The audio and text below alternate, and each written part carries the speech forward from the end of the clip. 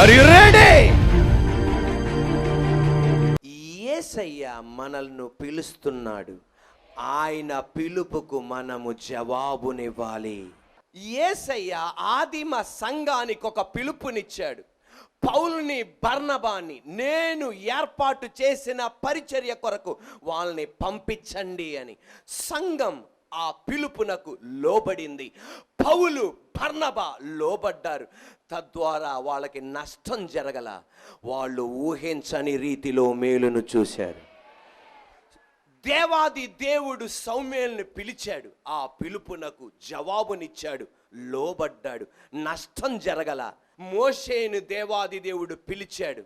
ఆ పిలుపునకు జవాబునిచ్చాడు, లోబడ్డాడు, నష్టం జరగల, మేలు జరిగింది. గిద్యోన్ని దేవుడు పిలిచాడు, జవాబునిచ్చాడు, లోబడ్డాడు, నష్టం జరగల, మేలే జరిగింది. ఎస్తేరుని పిలిచాడు, దెబోరాని పిలిచాడు, యెఫ్తాని పిలిచాడు. వీళ్ళందరూ ఆ పిలుపునకు లోబడ్డారు, నష్టం జరగల. దేవుని బిడ్డలారా, ఈ రోజున అదే యేసయ్య మనకు కూడా పిలుపునిస్తున్నాడు. ఆ పిలుపునకు నువ్వు జవాబునివ్వాలి. నష్టం జరగదు, మేలే జరుగుతుంది, ఘనతే జరుగుతుంది. ప్రస్తుతం నీకు అది వేదనగా అనుభవించిన, ప్రస్తుతం నీకు అది కఠినంగా అనుభవించిన, అది నీకు దీవెనకరంగా మారుతుంది. దేవాది దేవుడు ఏలియాని విధవరాలింటికి పంపించాడు. ఒకే ఒక కుమారుడు, 2 రొట్టెలకు పిండి, 2 రొట్టెలకు నూనె, ఇక ఏమీ లేదు, ఇక మరణించటమే వాళ్ళ యొక్క గమ్యం. అటువంటి టైంలో దేవాది దేవుడు ఏలియాని పంపించి ఒక పిలుపునిచ్చాడు, 2 రొట్టెలో 1 రొట్టె ఇమ్మని. అసలు జరగాల్సిందేంటి తెలుసా?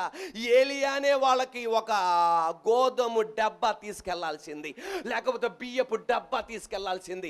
ఈయనే సహాయం చేయాలి. కానీ ఏలియా అన్నాడు, 2 రొట్టెల్లో 1 రొట్టె నాకేమన్నాడు. వెంటనే ఆ పిలుపునకు లోబడింది. నష్టం జరగల. 3.5 సంవత్సరాలు ఆమె కుటుంబం మాత్రమే కాదు, ఆ దేశాన్ని పోషించే తల్లిగా దేవుడు మార్చాడు. యేసు ప్రభు వారు కొండ మీద ప్రసంగం చేస్తున్నారు. ఆ ప్రసంగం తర్వాత యేసు ప్రభు వారు శిష్యులతో అన్నారు, వీళ్ళకి ఆహారం పెట్టండి అని. ఎక్కడ నుండి ఆహారం పెడతామయ్యా అని చెప్పి రకరకాల స్టాటిస్టిక్స్ తెలియపరిచారు. తద్వారా యేసయ్య అన్నాడు, మీ దగ్గర ఎవరి దగ్గర నా ఆహారం ఉంటే నా దగ్గరికి తీసుకురండి అన్నాడు.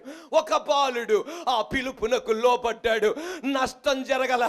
అతని కడుపు కాల్చుకున్నాడు, అతని ఆశను చంపుకున్నాడు, అతని కోరికలను చంపుకున్నాడు.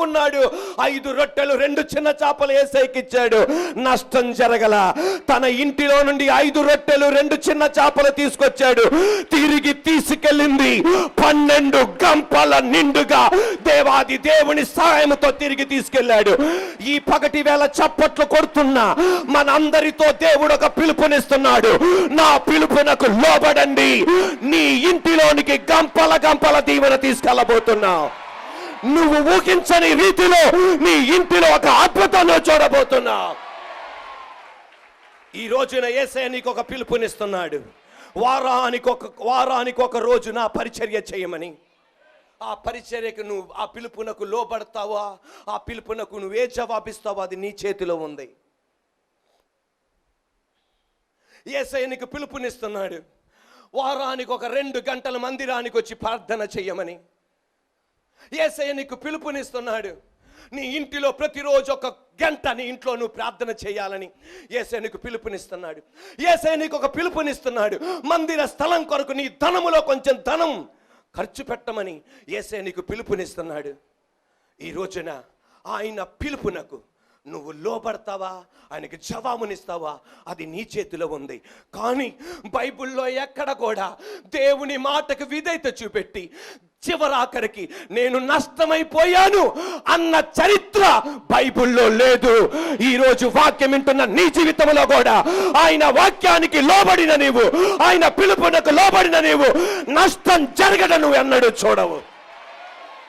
పౌలు, బర్నబా ఆయన పిలుపునకు లోబడ్డారు.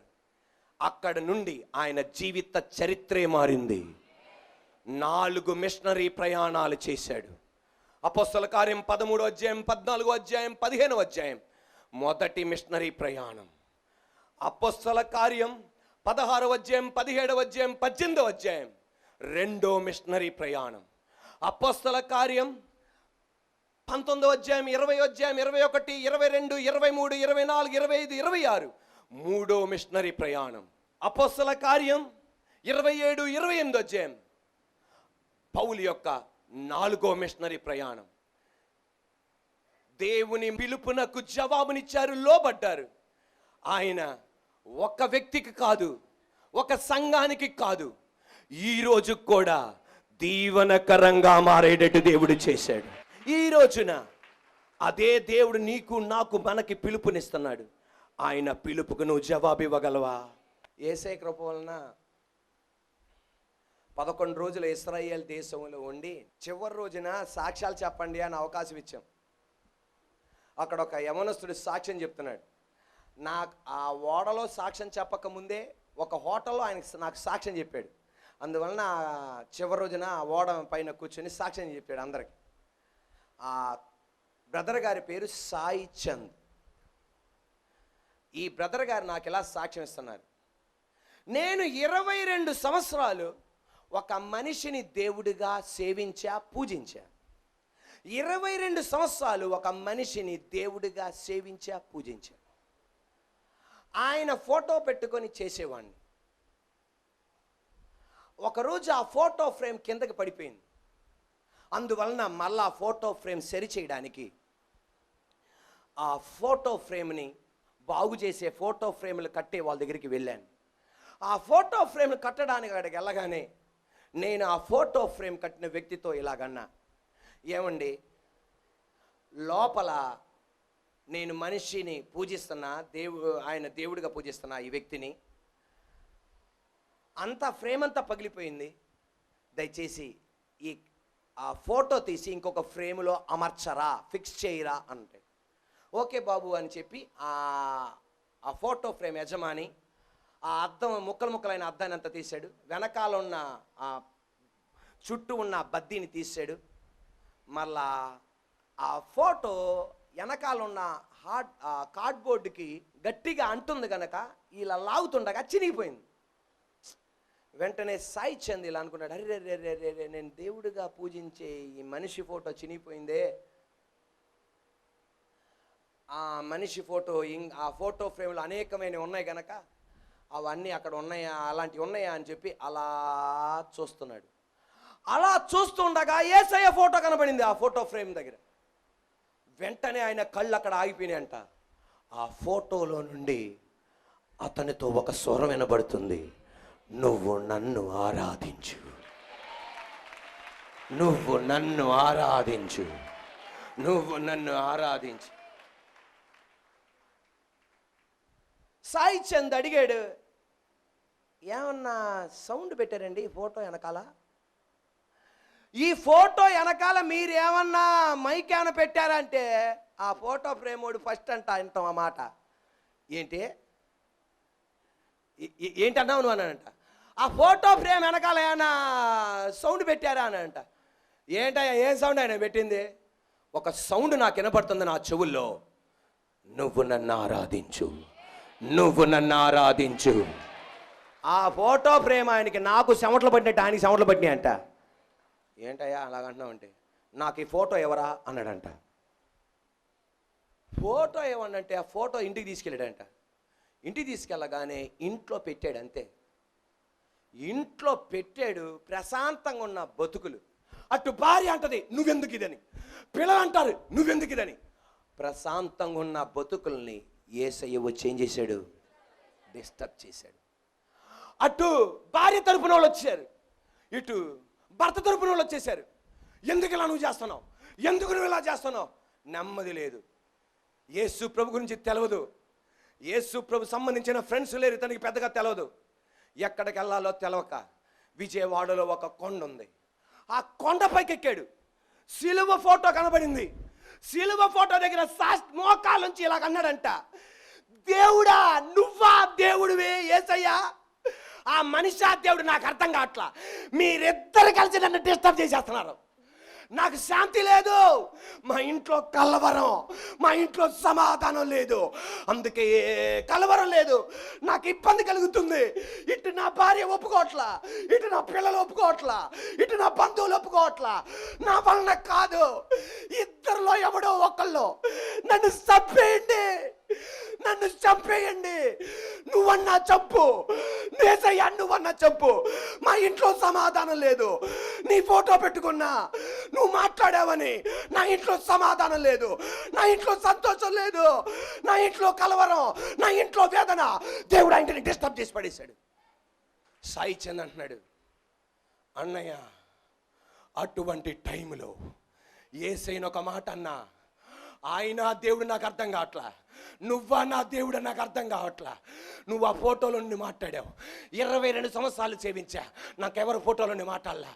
నువ్వు మాట్లాడావు, నువ్వు నన్ను ఇంత గందరగోళంలో ఉన్నా నువ్వు నన్ను చంపే.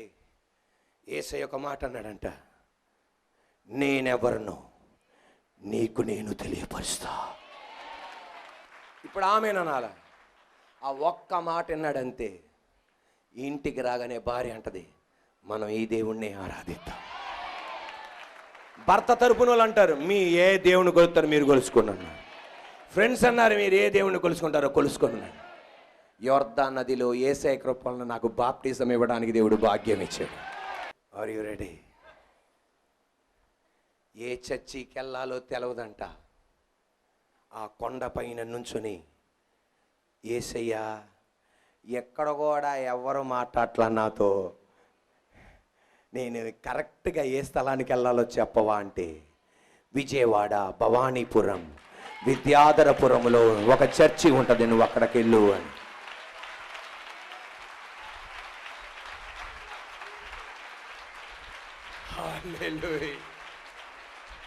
నేను నిజంగా ఏడ్చేసా. ఎవరి బాధ వాళ్ళది. ఆయన బాధ ఫస్ట్, నా బాధ సెకండ్.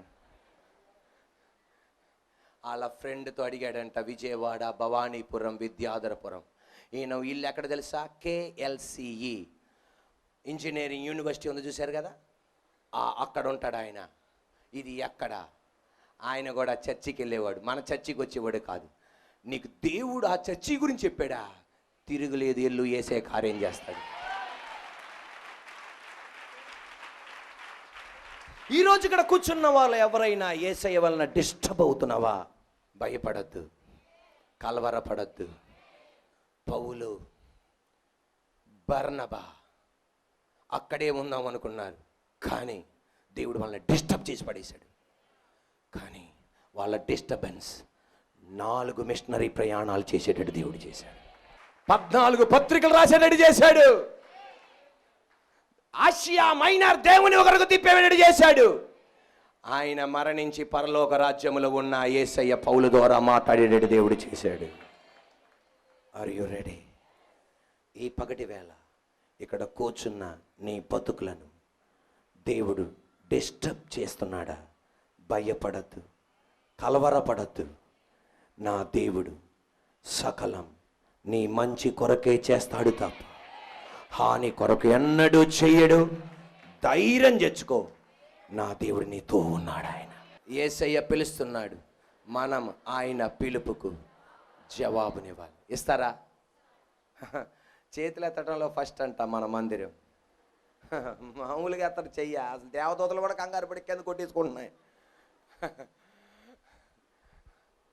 యేసయ్య పిలుపునకు జవాబునిస్తా అన్న వాళ్ళ చేతులు పైకెత్తండి. Praise the lord. యేసయ్య పిలుస్తున్నాడు ప్రార్థన చేయమని, చేతులు అలాగే పైకెత్తండి. యేసయ్య పిలుస్తున్నాడు వారానికి ఒక రోజు ఆయన పరిచర్య మందిరం తరపు చేయమని. యేసయ్య పిలుస్తున్నాడు నీ ఇంట్లో 1 గంట ప్రార్థన చేయమని. యేసయ్య పిలుస్తున్నాడు నీ పేదరికములో మందిర స్థలానికి దెబ్బలు ఇవ్వమని. యేసయ్య పిలుస్తున్నాడు ఆయన పరిచర్య కొరకు ధనాన్ని ఖర్చు పెట్టమని. ప్రతి పిసనారాత్మ యేసు నామములో తొలగును గాక.